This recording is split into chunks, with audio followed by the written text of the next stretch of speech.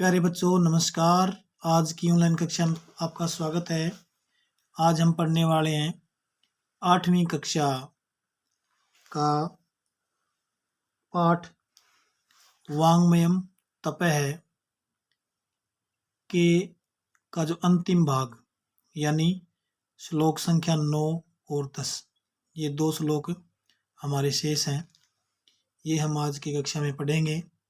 और इससे पहले जिन बच्चों ने अभी तक चैनल को सब्सक्राइब नहीं किया है वे चैनल को सब्सक्राइब अवश्य कर लें और साथ में बेल आइकन जो घंटी जैसा एक निशान है उस पर हम क्लिक कर दें ताकि जब भी नई वीडियो आपके चैनल पर डले तो आपको उसकी सूचना तुरंत मिल जाए और आप पढ़ सकें। आइए देखते हैं श्लोक संख्या 9 पढ़ते हैं। पहले देखिए, दंभो दर्पो अभिमानश्च क्रोध पारुष्यमेव च अज्ञानं चाभिजातस्य पार्थ संपदम आसुरीम। यानी इससे जो पहले वाला श्लोक था, श्लोक संख्या 8, इससे पहले वाली कक्षा में हमने पढ़ा था कि कुछ जो देवी संपत्तियां होती हैं जैसे तेज, क्षमा कर देना, धैर्य, पवित्रता इत्यादि, ये सारी देवी संपत्तियां हैं और मनुष्य इसको जन्म से ही साथ लेकर के पैदा होता है। उसी प्रकार से कुछ आसुरी संपत्तियां भी होती हैं जो जन्म के साथ ही मनुष्य के जो है पैदा हो जाती है। वो आसुरी शक्तियां कौन कौन सी है, श्री कृष्ण जी ने अर्जुन को समझाते हुए बताया है। देखिए, दंभो जिसका अर्थ होता है अहंकार या कपट, हम अहंकार भी कह सकते हैं और कपट भी कह सकते हैं। दर्पो जिसका अर्थ है घमंड, दर्प है मतलब घमंड। और अभिमान है गर्व, क्रोध है क्रोध, पारुष्यमेव या निष्ठुरता या कठोरता। क्या क्या, दोबारा देखिए, दंभ, दंभ का अर्थ होता है अहंकार या कपट, अहंकार या कपट। दर्प है घमंड, अभिमान है गर्व, क्रोध है क्रोध, पारुष्यमेव निष्ठुरता या कठोरता।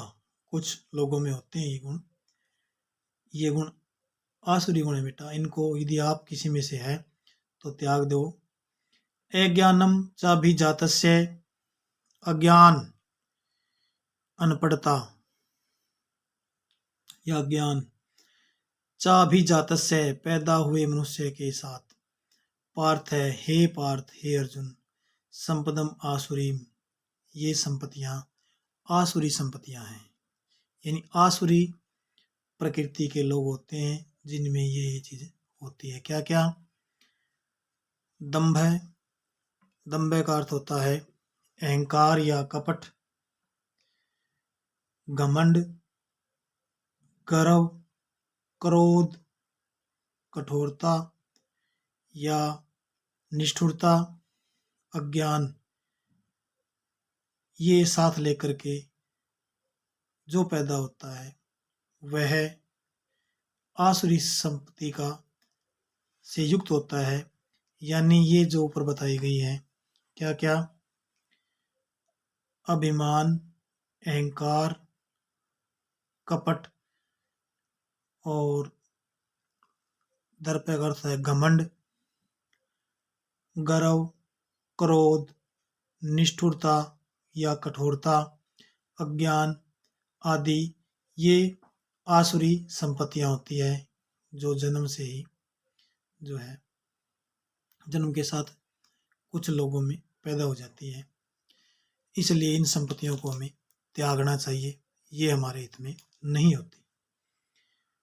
आगे देखिए, आशा पास सतई बद्धा काम क्रोध परायणः इहन्ते काम भोगार्थम अन्यायेन अर्थम संचयान।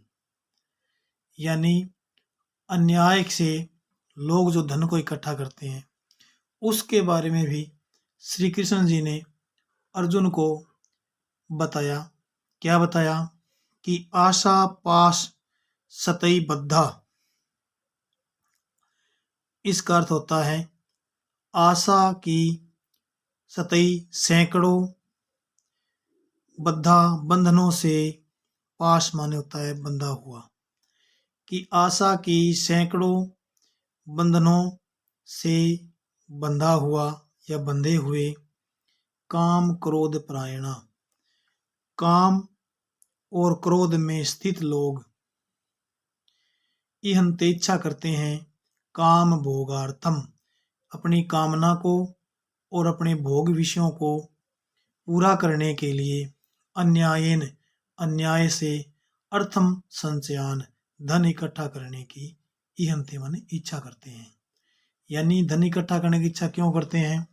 वो लोग करते हैं कि आशा के सैकड़ों बंधनों से बंधा हुआ, काम और क्रोध में स्थित होकर के मनुष्य अपने काम और विषय वासनाओं के भोग के लिए अन्याय से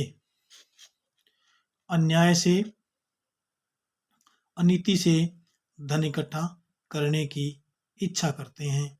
इसलिए क्या करना चाहिए हमें? इन काम और क्रोध को त्याग करके आशा के बंधनों से मुक्त हो जाना चाहिए, जिससे हम अन्याय की तरफ नहीं बढ़ेंगे। ये बात श्री कृष्ण जी ने श्रीमद् भगवद गीता में कही। ये 2 श्लोक ही शेष थे, ये आज हमने पढ़ लिए। इसके बाद अगली कक्षा यानी कल हम अभ्यास के प्रश्न हल करेंगे।